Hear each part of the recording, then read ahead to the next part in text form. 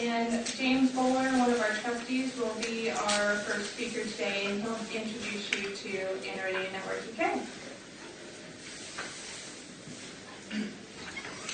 Good morning, everybody. We have still people arriving, so please make space for them as they come in. So, thank you very much for coming. And yeah, we thought it would be a good idea to give you an introduction to the organisation. As many of you haven't been to one of our events before, so we thought we'd tell you a bit about us, who we are, who's involved in running the organisation, what we actually do, and how you can get involved with it. So a bit about the history first. Aniridia Network UK was formed in 2000 by Beth Dawes and Hannah James, who were teenagers at the time, and they started up a Yahoo email list. And through that they found many people all around the world with Aniridia, and found it really useful to discuss issues and exchange views and ideas and things. So in 2001 they started a meeting in Leeds, and ever since then the organisation has had at least one meeting around the UK, in the UK, culminating in today. The team has grown over the years in terms of people running it, but it's always involved people who have Aniridia as well as parents of children with Aniridia. And we'd very much like the latter category to be more involved going forward. We registered in 2011 as a charity. We have a Humanities Revenue and Customs number, which is almost the same as a charity commission registration number. But in order to do that, you have to have a turnover of £5,000 a year, which you don't, unless you might help us with that. So it's virtually the same now. So, what do we do? Well, ironically enough, for a visually impairment charity, we have a vision. Our vision is that we want people with or associated with Aniridia that they are hopeful, confident, supported and well informed regarding Aniridia. To implement that vision, we have a mission. So to work towards our vision, our mission is to create a positive and supportive network of families and individuals and professionals in order to share ideas, experiences and give emotional support. It's our mission to provide information, particularly to health professionals, patients and their families, about Aniridia and related conditions and their implications for the patient. It's our mission to provide information, education and welfare advice and life skills relevant to Aniridia and its associated conditions. And finally, it's our mission to promote research into the causes and effects of management of Aniridia and to publicise the results to you members. So to guide us as we're doing all this stuff, we have a set of beliefs.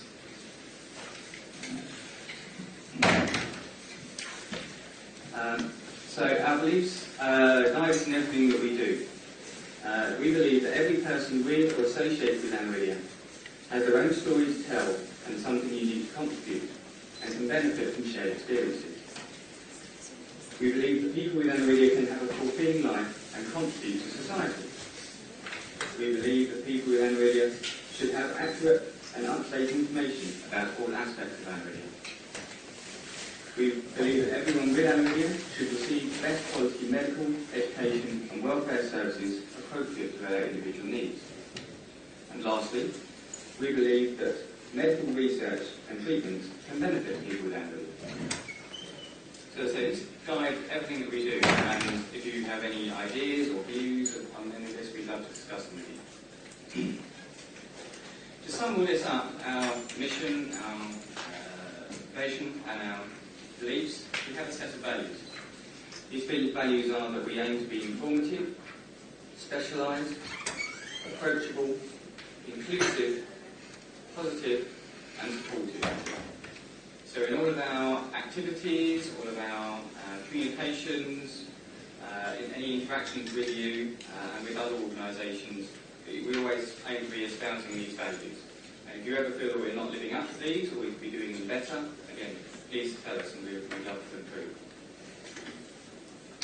So that's theory. What do we actually do? What are our activities? Well, we have events like this, our annual conference. It's our main kind of flagship event. But also throughout the year, we have meetups where you can organise to get together in a bar or play bowling or something like that with other people who are affected by Aniridia. And we really want you to organise more things. One thing we hear from you members is that you want to meet each other. Well, this is how you can do it. Organise a meetup, we'll help you promote it and sort of give you advice. All you really need to do is find a venue and turn up. We respond to inquiries through various channels, via Facebook, via email, face-to-face, by phone. So if you have any questions for us, we can help you find the answers. We've been finding buddies. We started a befriending scheme, which there'll be a talk about later. If you're interested in getting sort of peer-to-peer support from other people with Aniridia or parents. We run our social media channels on Facebook and Twitter, and it's working really well. There's a really good community going on those channels, in particular on Facebook, so if you're not following us, please do, and get involved and find out more. Because we actually publish a lot more information or more frequently on Facebook, for example, than we do in our newsletter. Our newsletter goes out something like once every quarter, mainly by email, but also by post for those who need that. And that features all the kind of best articles on our online blog, our website, which again contains stories about life with Aniridia, or about research, or fundraising, and all sorts of things. We're very proactive in our recruitment. We monitor mentions on the internet, so therefore on other blogs or people's websites or newspaper websites. We monitor them for mentions of Aniridia. And so quite often we'll find an article and it mentions someone's name, and we'll do our best to try and contact that person and bring them into the community. We've found several members that way. We're also assisting and monitoring research. We are frequently contacted by doctors and researchers who are looking into various aspects of Aniridia and other visual impairment issues. So we publicise them to you and invite you to get involved with them to benefit the wider community. And then after that we look to publicise the results back out to you. To support all of this, we have a number of affiliations as an organisation. We are a founding member of Aniridia Europe, which is an umbrella group of 17 Aniridia associations within Europe. This is mainly focused on scientific research and improving access to Aniridia information. We're also a member of the Genetic Alliance, which is an umbrella group for genetic conditions. And a subsidiary of them, in a way, is something called Rare Disease UK, which, as its name suggests, supports various rare conditions, particularly in the UK. And those together, and various other similar organisations, run an annual event called Rare Disease Day. It's usually on the 29th of February, but that is a relatively rare day. Otherwise it's on the 28th. And it's an awareness raising day about all kinds of rare conditions. The interesting thing about this is that a rare condition is defined as less than 1 in 2,000 people. And of course, Aniridia is somewhere in the region of 1 in 47,000, so very rare. But it's actually 1 in 20 people has a rare condition. So it's actually quite common to have a rare disease. And that's what their message is. Rare Disease Day this year. Also a member of the Social Small Charities Coalition, which is a kind of support body for small organisations such as ours that provides advice to trustees and good practice and things like that. So how does it work? What's the structure? Well, the people in charge are you, the members. You get to vote in the annual general meeting, which will be coming up session after next. You get to vote for the trustees. Trustees are the managers of the organisation. Below them we have volunteers, which, as I mentioned, we really want you to become part of, get involved in delivering all the various activities. We then have a set of advisors, which I'll come on to shortly. And we have our patrons, who you'll be hearing from in the next section. The trustees first then. Trustees are elected by you at the annual general meeting. You will have a chance to vote in about an hour and a half's time. They manage the organisation collectively in a cabinet style. We are collectively responsible for all activities and decisions made by the organisation. We may also take other volunteer roles as well as our trustee roles. Collectively, we form the Trustee Board, which is between 3 and 9 volunteers. There are 5 of us at the moment. And we meet every month by teleconference, usually via Skype. It helps keep costs down. But once or twice a year, we look to meet face-to-face for what we call strategy days to discuss more kind of complex issues and do planning and things. So current trustees then, 45. We have Katie, our chair, Nigel is our treasurer, Sarah Hargrave is our secretary, and myself, James Buller, Jenny Langley and Liz Atkinson. And they're all here today and would love to talk to you.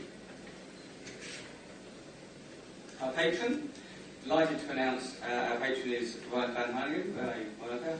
I'm here. She'll be up next. I'll be standing up first. So Veronica is a very distinguished geneticist. She's previously been running the genetics research unit up in Edinburgh, and she's done a lot of work into the gene that causes Aniridia and then into its more fine-grained effects. So she'll be using her kind of expertise, her influence and kind of prestige to benefit the organisation in various different ways, such as kind of by speaking for us, lobbying, using her connections, and so on. Advisors. We have recruited a number of advisors over the past year. So one way in particular that Veronica has been making a presence felt very effectively. She's recruited a medical panel for us, led by Melanie Kingarami, who again will be speaking later. She and 7 other panel members are experts in their field in terms of cornea disease, glaucoma, etc., and various other conditions that are associated with Aniridia. We have an education advisor, Lynn Buller, particularly in early years and special educational needs. She'll be speaking at the Friending Scheme section later on. We have our disability rights advisor, Vida Jane Petra. She can advise on equality issues and benefits and so on. Again, she's got a session coming up later for you to take part in. We're keen to add a life skills and mobility advisor to this list. If you have anyone who fits that bill, let us know and we'll get them. We have our current volunteers. I won't go through them now. We'll mention those during the AGM. I just want to take this opportunity to thank them for everything they've done over the course of the year. So that's what we do. What would you like Aniridia Network UK to do in future? Please talk to us, put up ideas when we come to the annual general meeting.